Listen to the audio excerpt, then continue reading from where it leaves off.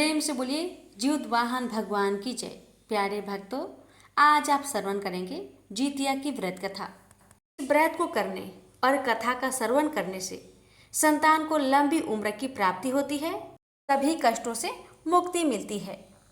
कथा को बड़े ही श्रद्धा प्रसन्नचित मन से पूरा अवश्य सुनेगा और दूसरे भक्तों के पास भी ज्यादा से ज्यादा शेयर कीजिएगा।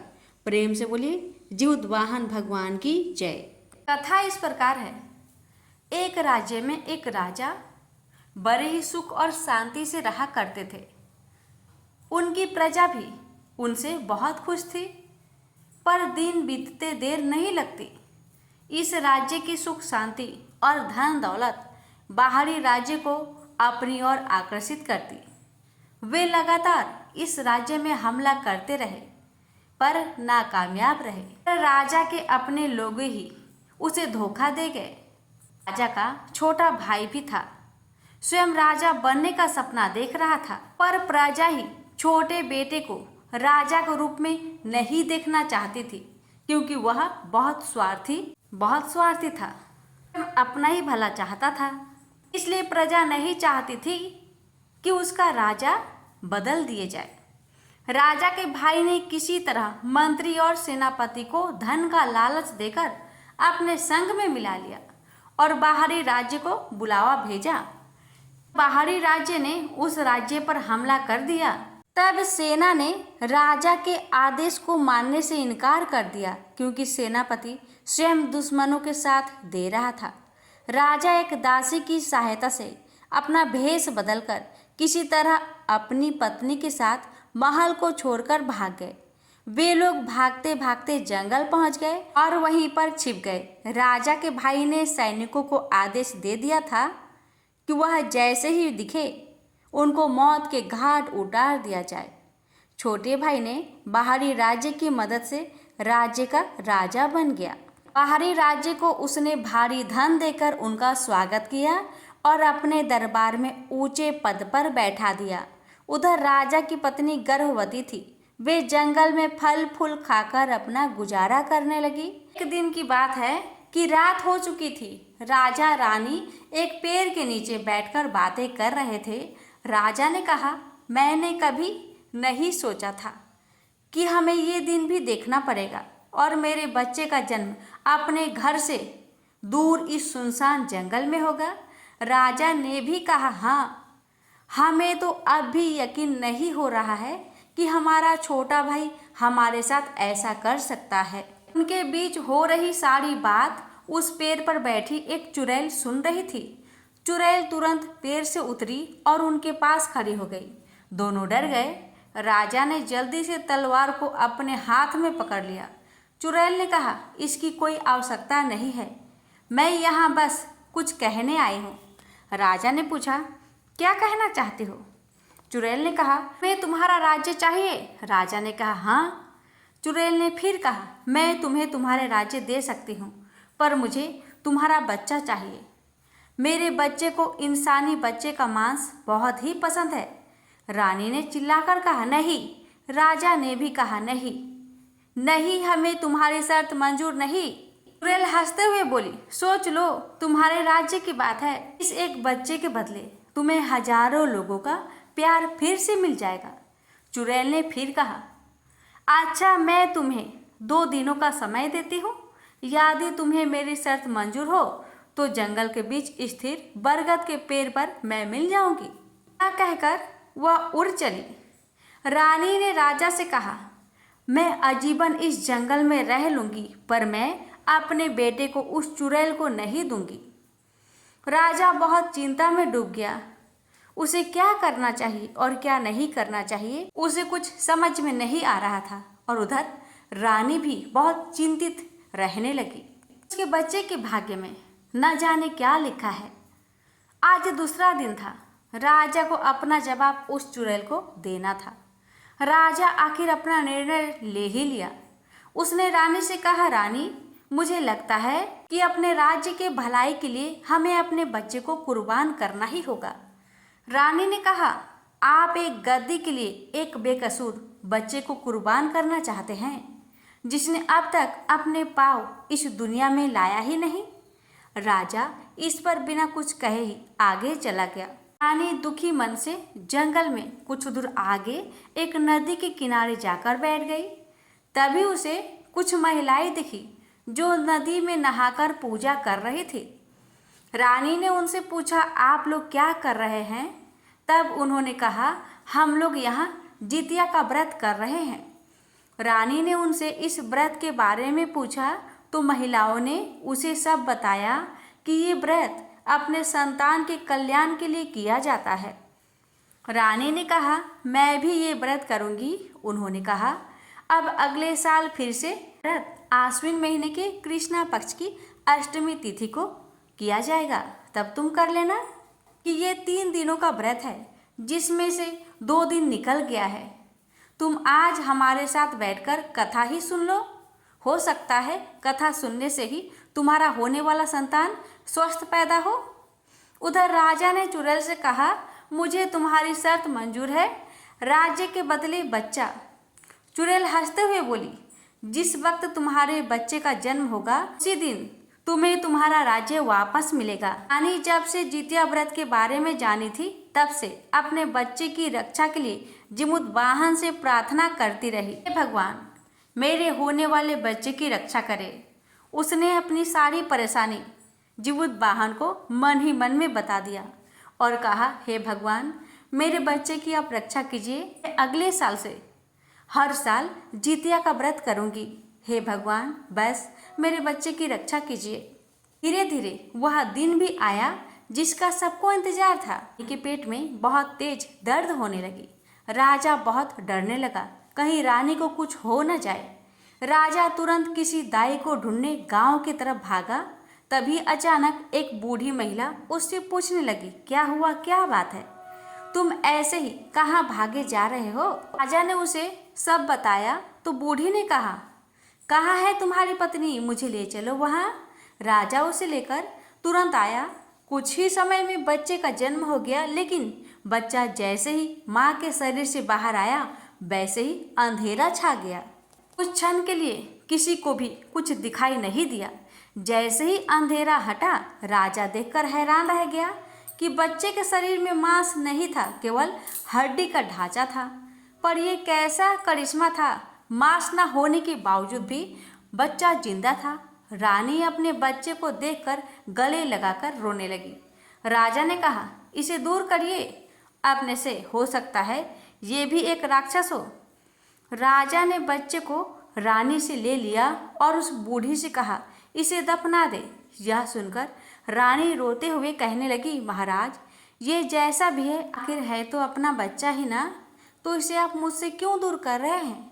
राजा ने रानी की एक भी बात नहीं सुनी और बच्चे को दाई को दे दिया। और साथ में राजा की सहायता करने के लिए उसने एक सोने का माला उस बूढ़ी महिला को दे दिया।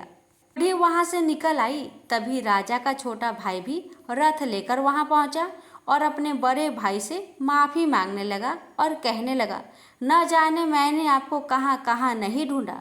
छोटे भाई ने कहा, मुझसे बहुत बड़ी गलती हो गई, जो आपके साथ मैंने छल किया। बाहरी देशों ने हमारे राज्य और प्रजा के सारे धन लूटकर ले गए। अब प्रजा ने विद्रोह कर लिया है और इस विद्रोह को आप ही शांत कर सकते हैं। राजा और रानी अपने राज्य लौट आए। उधर उस बूढ़ी ने राजा द्वारा प्राप्त सोने की माला को उस बच्चे को ही पहना दिया और कहा, इस माला की जरूरत मुझसे ज़्यादा तुम्हें है। ये कहकर उसे कपड़े में लपेटकर एक पेड़ की टहनी से बांधकर लटका दी और तब तक छिपी रही जब तक उसे कोई अपने साथ नहीं ले जाता। उस रास्ते से एक लकड़हारा गुजरा। उसने जब उस बालक को देखा तो उसे बहुत दया आ गई और कहने लगा, भगवान ये आपका कैसा चमत्कार है, हालत में भी आपने इस बच्चे को जिंदा रखा है। मुझे लगता है कि ये बच्चा इस दुनिया को देखना चाहता है, तो ठीक है, आज से मैं इस बच्चे को पालूंगा। लकड़हारा उसे लेकर अपने घर ले गया और अपनी पत्नी को बताया। पत्नी को भी उस बच्चे पर बहुत दया आई। वे उसे पालने लगी और उस सोने की माला को सुरक्षित रख दिए ताकि जब वह बड़ा हो जाए तो इसकी सहायता से अपने माता पिता को ढूंढ सके। बूढ़ी ने अपना काम कर लिया और वह गायब हो गई। उधर रानी अपने बच्चे को रोज याद करती और रोती रहती। लकड़हारा के घर बच्चा भी बढ़ रहा था। लकड़हारे ने उसके लिए लकड़ी का शरीर बनाकर उसे पहना दिया। ऐसे ही समय बीत रहा था। अब रानी अपने बच्चे के लिए जितिया व्रत करने लगी। जब बच्चा 16 साल का हो गया तब उसने लकड़हारे से कहा, पिताजी, मैं हमेशा घर पर ही रहता हूँ। माँ मुझे घर से बाहर जाने नहीं देती। मुझे बाहर जाना है। ये दुनिया कैसी है, कितनी बड़ी है, सब जानना है। लकड़हारे ने कहा, बेटे, ये दुनिया बहुत ही मतलबी है। तुम्हें देखते ही तुमको मारना चाहेगी, इसलिए तुम घर पर ही रहो। पर वह भी दूसरों की तरह बनना चाहता था। एक दिन वह जंगल में अपने पिता के साथ लकड़ी काटने गया था। तभी उसे वह बुढ़िया दिखाई दी और बोली, बच्चे, तुम भी दूसरों की तरह जीना चाहते हो तो मेरी बात ध्यान से सुनो। राज्य के उत्तर में तुम्हें एक पेड़ दिखाई देगा जिसकी पत्तियां रस की तरह लाल होगी। तुम्हें उस पेड़ के एक पत्ते का रस पीना होगा। उसके बाद इस राज्य के दक्षिण में एक चमगादड़ रहता है, कई सदियों से जीवित है। तुम्हें उसे मारना होगा। बुढ़िया ने आगे कहा, तुम्हें पूर्व में एक तालाब मिलेगा जिसमें एक बहुत ही सुंदर कमल का फूल खिला होगा। उस फूल के भीतर स्थित जल को तुम्हें पीना है, लेकिन आज तक कोई इंसान वहां तक नहीं पहुंच पाया है। उसके बाद तुम्हें पश्चिम में एक सुनहरा मेंढक होगा, जो किसी को भी निगल जाता है उसे मारना होगा। सबसे अंत में तुम्हें इस राज्य के सिंहासन को अपने जगह से उखाड़ फेंकना है। यदि तुमने ये सब कर दिया तब तुम्हें तुम्हारा शरीर भी मिल जाएगा और तुम्हारे वास्तविक माता पिता भी मिल जाएंगे। असल बुढ़िया ने उसे वह सभी राक्षसों को मारने के लिए कही थी। उन्हें पैदा होते ही उसका मांस को खा लिया था। अगले दिन वह घर में बिन बताए ही उत्तर दिशा में उस लाल पत्ते वाली पेड़ ढूंढने चल पड़ा। बड़ी मुश्किलों से उसने उस पेड़ को पाया और उस पत्ती का लाल रस पिया। रस पीने के बाद सिर उसे मिल गया।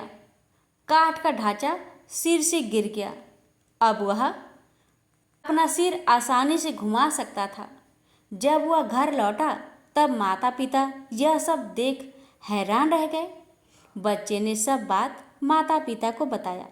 सब सुनने के बाद लकड़हारे ने उसे कहा, अब तुम जा सकते हो, जाओ और अपने शरीर को हासिल कर लो। लकड़हारे ने उसे एक तलवार दिया और वह सोने की माला उसे पहना दिया।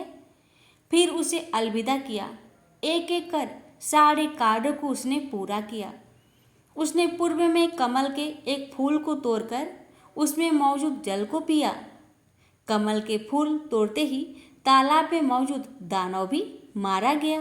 दानव के मरते ही उसी दानव ने उस बच्चे का दाहिना हाथ खाया था, इसलिए उस बच्चे का दाया हाथ भी मिल गया। वह अब दक्षिण की तरफ गया, जहाँ रक्त पीने वाला चमगादड़ रहता था, जिसने न जाने कितने ही मासूमों को मार डाला था। चमगादड़ उस बच्चे की गंध सुनकर समझ गया कि वह यही था जिसके जन्म होते ही हम लोग उसे खा लिए थे। उसने बच्चे से पूछा, तुम कैसे बच गए? जिसे हम खा लेते हैं वह नहीं बच सकता। बच्चे ने बिन समय गवाए ही अपने तलवार से उसको 2 टुकड़े में बांट दिया। पर चमगादड़ दोबारा जिंदा हो गया। बच्चे ने फिर से उस पर प्रहार किया, चमगादड़ को काट दिया और दोनों टुकड़ों को अलग अलग पेड़ से बांध दिया। जब दोनों हिस्सा आपस में न जुड़ पाए तो वह अपने आप ही जलकर राख हो गई। चमगादड़ के मरने के बाद उसके बायां हाथ मिल गया। अब सुनहरे मेंढक को मारकर उसने अपने आधे शरीर को पा लिया। अब बारी था महल में जाकर सिंहासन को उखाड़ने की। वह महल पहुंचा पर सिपाहियों ने उसे अंदर जाने से रोक दिया। उस बच्चे ने हार नहीं मानी और सबको घसीटते और मार खाते हुए सिंहासन के तरफ दौड़ा। तो इधर बच्चा सिंहासन के पास दौड़ा और उधर आज जितिया का व्रत था। उधर उस बच्चे की माँ ने यानी रानी ने निर्जला व्रत रखी थी अपने बच्चे की सलामती के लिए। इधर देखिए जीवित भगवान का करिश्मा से क्या होता है। होता है ये कि राजा के सभी सैनिक मिलकर उस लड़के को पकड़ के मारना शुरू कर देते हैं। तभी उस महल से रानी ने कहा, आज के दिन रुक जाओ, आज जितिया का व्रत का दिन है, आज का दिन मारपीट ना करो, झगड़ा ना करो। राजा ने सैनिकों से कहा, सब रुक जाओ, बिना कुछ जाने समझे ऐसे ही किसी पर हाथ कैसे उठा सकते हो तुम लोग। सभी रुक गए। राजा ने पूछा, क्या बात है? सैनिकों ने कहा, ये लड़का ऐसे ही महल के भीतर चला आ रहा था। जब हम लोग इसे रोकना चाह रहे थे तो ये जबरदस्ती अंदर आ रहा था। राजा ने उस लड़के से पूछा, बताओ तुम्हारी समस्या क्या है जो तुमने ऐसा किया? उसने बताया कि मुझे अपना शरीर चाहिए था, इसलिए मुझे ऐसा करना पड़ा। राजा ने कहा, मैं कुछ समझा नहीं। उस लड़के ने उसे सब बताया कि किस तरह उसे अपना सिर, हाथ, आधा शरीर मिला है। एक पल के लिए राजा को लगा कि यही उसी का बेटा है, पर वह तो मर चुका था क्योंकि उसने मिट्टी में दफन करने को कहा था। राजा ने अपने आप को बहुत मुश्किल से समझाया, नहीं, ये कोई और ही है। फिर भी मानवता के खातिर उसने उसे उसका सिंहासन उखाड़ने को कहा। जैसे ही उसने उसका सिंहासन उखाड़ा, वैसे ही वहाँ से एक पंखों वाला सांप निकला और उस पर हमला करने लगा।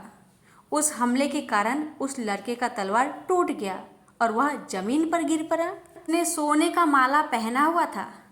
जो राजा ने देख लिया, उसे यकीन हो गया कि ये उसका ही पुत्र है। तब राजा ने अपने सैनिकों के साथ मिलकर सांप पर हमला करने लगे, पर सांप बहुत ही ताकतवर था। उसने सबको बुरी तरह से जख्मी कर दिया और उस बच्चे को निगलने जा रहा था। एक अदृश्य शक्ति ने सांप को जलाकर राख कर दिया और उस बच्चे का पूरा शरीर मिल गया। रानी ने उसे देखते ही पहचान लिया, ये उसी का बच्चा है। रानी जीवतवाहन भगवान को कोटि कोटि प्रणाम करती है, कोटि कोटि धन्यवाद करती है और कहती है, हे जीवतवाहन भगवान, आपकी लीला न्यारी है, आपकी महिमा को कोई नहीं जानता। जय हो जीवतवाहन भगवान की। कहते हैं कि जो भी भक्त श्रद्धा भक्ति के साथ जितिया का व्रत करता है, उसके बच्चे पर जितनी बड़ी भी संकट क्यों ना आ जाए, व्रत के प्रभाव से सारे संकट कट जाते हैं। राजा को जीवित पुत्री का व्रत के बारे में पता चला तो उसने पूरे राज्य में ऐलान करवा दिया कि सभी माताएं अपने बच्चे की सलामती के लिए जितिया का व्रत अवश्य करें। अभी से गांव के सभी लोग जितिया का व्रत करने लगे। जितिया के व्रत के प्रभाव से सभी लोग सुखी जीवन व्यतीत करने लगे। तो प्रेम से बोलिए, जीवतवाहन भगवान जी की जय हो। एक गांव में दो जेठानी और देवरानी रहते थे। जेठानी के 3 लड़के और एक लड़की थी, जिस कारण जेठानी में बहुत घमंड था। देवरानी की 5 लड़कियां थी। इसी कारण से देवरानी जेठानी के साथ नहीं रहना चाहती थी। चाहती कि किस प्रकार हम दोनों अलग हो जाए। अगर एक साथ रहेंगे तो उसके बच्चे में मुझे भी खर्च करना पड़ेगा। पढ़ाई लिखाई, शादी ब्याह सब में पैसा मिलाना पड़ेगा। इसी कारण से जेठानी अपनी देवरानी को घर से निकाल देती है, क्योंकि उस घर में सास ससुर नहीं थे, उनका स्वर्गवास हो गया था। सिर्फ जेठानी, देवरानी और 2 भाई और उनके बच्चे एक साथ रहते थे। देवरानी बहुत सीधी सादी थी, भोली भाली थी। वो तो जेठानी की मन की बात समझ चुकी थी, इसलिए बेचारी चुपचाप अपने 5 बेटी और अपने पति राजू के साथ घर से निकल जाती है और दूर एक झोपड़ी में जाकर अपने 5 बेटी के साथ और अपने पति के साथ जीवन यापन करती है। राजू जंगल से लकड़ियां काटकर अपने परिवार का खर्चा चलाता था।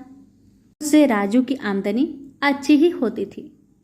अब जेठानी के बड़े लड़के, जिसका नाम था लखन, वो 20 वर्ष का हो गया था। तो जेठानी ने सोचा, मेरा बेटा लखन अब तो बड़ा हो गया है, इसका शादी ब्याह कर देना चाहिए। तो लड़की देखकर शादी का दिन तय किया जाता है और दूर दूर के रिश्तेदार, आसपास के रिश्तेदारों को न्योता दिया जाता है। और अंत में जेठानी ने अपने देवरानी के पास न्योता भेजा। परिवार का निमंत्रण उसने दिया था। तो देवरानी अपने पति के साथ और 5 बेटी के साथ चली गई जेठानी के घर लखन की शादी में। राजू को कुछ काम था, इसलिए राजू अपनी पत्नी और 5 बेटी को अपने भाभी भाभी के घर छोड़कर चला जाता है काम पर। अब जेठानी का घर तो बड़े ही सजा धजा था। चारों तरफ ढेर सारे मेहमान आए थे। सभी चेयर लगा लगा कर बैठे थे। देवरानी जब जेठानी के घर में गई, जेठानी ने उसे पूछा भी नहीं, आओ बैठो, चाय पानी नाश्ता कर लो, कुछ भी नहीं पूछा। बेचारी देवरानी एक कोने में अपनी 5 बेटी को लेकर खड़ी हो गई। सब मेहमान अच्छे से बैठे थे, हंसी मजाक कर रहे थे। तभी जेठानी कुछ महिलाओं को कहने लगी, देखो देखो सहेली, 5 बेटी की माँ आई है। देखो, इसका तो बेटा कोई जन्म में हो ही नहीं सकता। देखो ना कैसे आई है। सभी मिलकर उसके बहुत मजाक उड़ाते हैं और साथ ही साथ 5 बेटियों से और माँ से घर का सारा कामकाज करवाते हैं। देवरानी सीधी सादी थी, चुपचाप सारा काम कर देती है। सारा कामकाज हो जाता है। 5 बेटी को बहुत जोर से भूख लगी थी और माँ को भी लगी थी, लेकिन जेठानी ने किसी को खाना नहीं दिया। देवरानी कहती है, दीदी मेरे बच्चे को भूख लगी है, थोड़ा भोजन दे दीजिए। जेठानी कहती है, हाँ क्यों नहीं, जरूर दूंगी। तुम और अपनी 5 बेटी सब लोग मिलकर जितने बर्तन जूठे पड़े हैं सबको मांज दो, सबकी सफाई कर दो, उसके बाद तुम्हें भोजन मिलेगा। अब 5 बेटी और माँ मिलकर सारे बर्तन का सफाई करते हैं और अंत में जेठानी क्या करती है पता है दोस्तों? जेठानी एक थाली में 2 पूड़ी ला कर देती है और थोड़ा सा आलू की सब्जी और कहती है, खाना खत्म हो गया है, इसको खा लो और अपने घर चलते बनो। 5 लड़कियां मिलकर वो 2 पूड़ी का 5 भागा लगाती है और 5 भागा में से 5 लड़की खाकर एक एक गिलास पानी पी लेती है। देखकर माँ का कलेजा फट जाता है। जेठानी मन में सोचती है, मैंने दिन भर, मेरी 5 बेटियों ने मिलकर दिन भर जेठानी के घर के सारे कामकाज किए, लेकिन फिर भी उसने मेरे बच्ची को पेट भरकर भोजन नहीं दिया। उसे बहुत दुख लगा। उसकी आंखों से पानी बरसने लगे। अब लोग ना दिखे इसलिए चुपके से घर के बाहर चली जाती है और वहां पर एक पेड़ होता है, उस पेड़ के पास बैठकर सारी रोने लगती है। उसी समय पास की एक पड़ोसी बूढ़ी माई उसी शादी में आ रही थी, तो उसने देवरानी को पेड़ के पास बैठा देखा। तो उसने कहा, बेटी तुम यहाँ पर क्या कर रही हो? तो देवरानी कहने लगी, कुछ नहीं माँ, मैं यहाँ पर बैठी हूँ। तो बुढ़िया माई कहने लगी, बेटी तुम्हारी आंखें तो कुछ और कह रही है, बताओ क्या हुआ है? देवरानी कहने लगी, क्या बताऊँ माँ, क्या बताऊँ? जेठानी ने मुझे यहाँ पर बुलाकर मेरा बहुत अपमान किया है और साथ में मुझे और मेरे 5 बेटियों को नौकरानी के जैसे खटवाया है और फिर भी बदले में 2 पूरी मिला। मेरी 5 बेटी बहुत भूखी हैं। जेठानी कहती है कि सारा खाना खत्म हो गया है। ये भी कह रही है कि मुझे पुत्र प्राप्ति कभी नहीं होगी। बहुत ताने मार रही है। इसी कारण से मैं बाहर बैठकर रो रही हूँ। मैं क्या करूँ माँ, क्या करूँ, बताइए, इसमें क्या कोई मेरा गलती है? तो बूढ़ी माई कहने लगी, नहीं बेटी, इसमें तुम्हारा कोई गलती नहीं, ये तो भगवान का लिखा है। जो भगवान लिख देते हैं वो होकर ही रहता है। कहती हूँ तुम्हें पुत्र प्राप्ति अवश्य होगी, अवश्य होगी, मुझ पर भरोसा रखो। तुम जीवित पुत्रिका का व्रत करो। इस व्रत को करने से जिसके संतान नहीं है उसे संतान की प्राप्ति होती है, जिसके संतान है उसकी आयु लंबी होती है। इस व्रत को करना, तुम्हें पुत्र प्राप्ति अवश्य होगी। इतना कहकर बूढ़ी माई अपनी कहानी सुनाने लगी। बेटी तुम्हें रोता देखकर मुझे भी मेरे दिन याद आ गए हैं।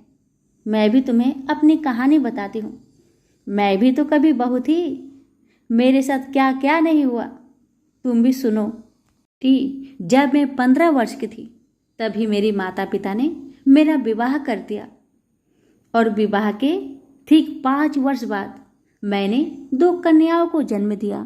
ये देखकर मेरी सासू माँ बहुत नाराज हो गई। दिन भर सासू माँ मुझे ताने मारती थी और घर के सारे कामकाज करवाती थी। बच्चे को ले लेकर अपने पीठ पर बच्चे को बांधकर सारा कामकाज करवाती थी। मैं सारा कामकाज करती रहती और रोती रहती थी। मैं अपने पति से कहती तो वो कहते, छोड़ो, माँ का दिमाग ही इतना है, क्या करेगी। मेरे पति चाहते थे कि घर में नौकर रखवा दे, लेकिन सासू माँ इतनी बदमाश थी कि नौकर को भी रखने नहीं देती थी। बहुत कष्ट सहा है बेटी, मैंने बहुत कष्ट सहा है। एक दिन की बात है, दिन सासू माँ मुझे बहुत ताने दे रही थी। उस समय मेरे बच्चे 1-1 साल के हो चुके थे और मेरी बच्ची सबको भी बहुत भला बुरा कह रही थी। उसी समय बगल की पड़ोसन ये बातें सुन ली। जब सासू माँ घर से बाहर गई तो पड़ोसन मेरे घर में आ गई और कहने लगी, बेटी, मुझे नहीं पता था तुम्हारे साथ ऐसा व्यवहार करती है तुम्हारी सासू माँ, और इसलिए क्योंकि तुमने तो बेटी को जन्म दिया है। बेटी तो लक्ष्मी का स्वरूप है, तुम्हारी सासू माँ को तो ऐसा नहीं करना चाहिए। जानकर मुझे बहुत दुख हुआ, लेकिन फिर भी मैं एक औरत हूँ और तुम्हारी तकलीफ में समझती हूँ।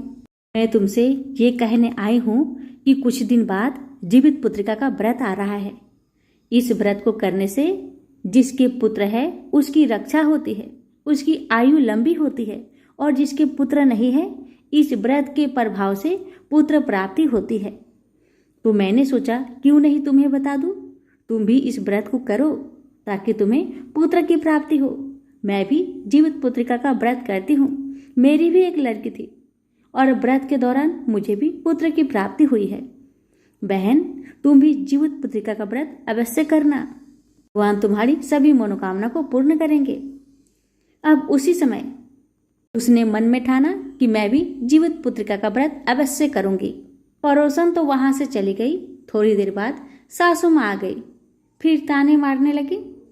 तो बहू कहने लगी, माँ जी, आश्विन महीना चल रहा है और इस महीने में जीवित पुत्रिका का व्रत आता है, मैं उस व्रत को करना चाहती हूँ। सासू माँ कहने लगी, तुम्हें जो करना है करो, मुझे मत बताओ, मुझे मत सुनाओ।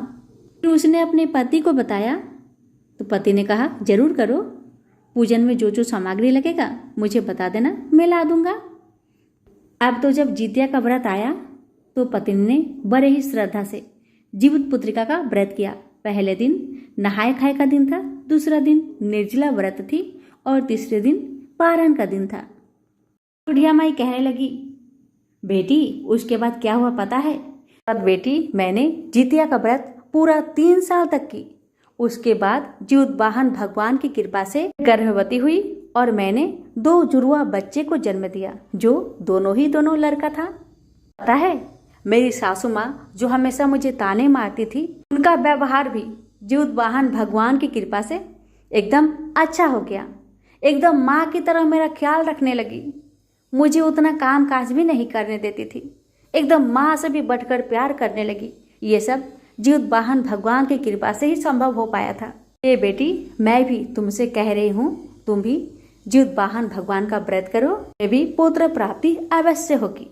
माई की बात सुनकर देवरानी बहुत प्रसन्न हो गई, बहुत खुशी हुई।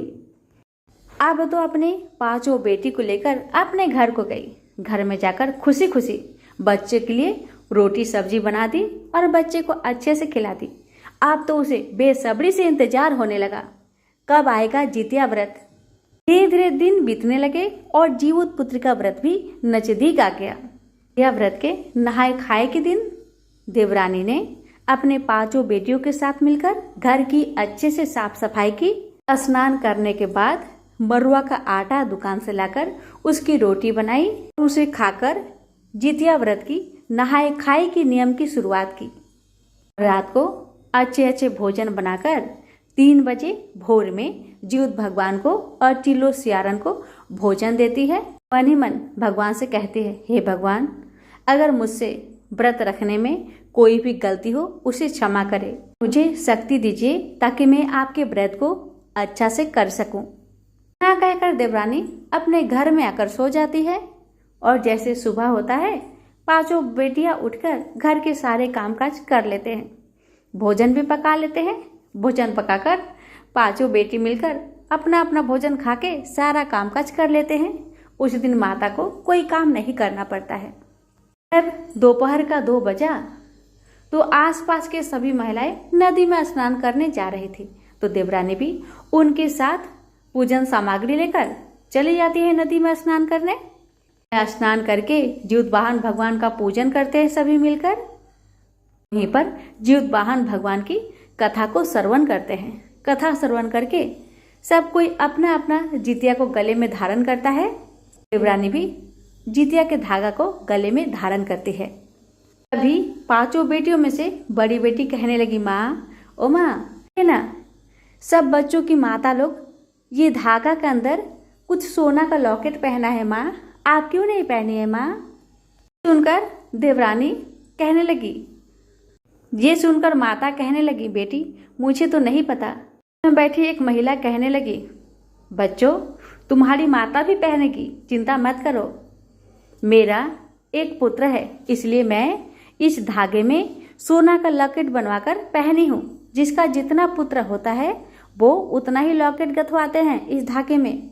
तुम्हारा मम्मी का पुत्र नहीं है ना, इसलिए वो लॉकेट नहीं गथवाई है। जब पुत्र हो जाएगा तो तुम्हारी मम्मी भी इस धागे में लॉकेट पहनेगी, समझी? बच्ची कहने लगी, हाँ आंटी मैं समझ गई। अब पूजन पाठ करने के बाद सभी महिलाएं अपने अपने घर को जाती है।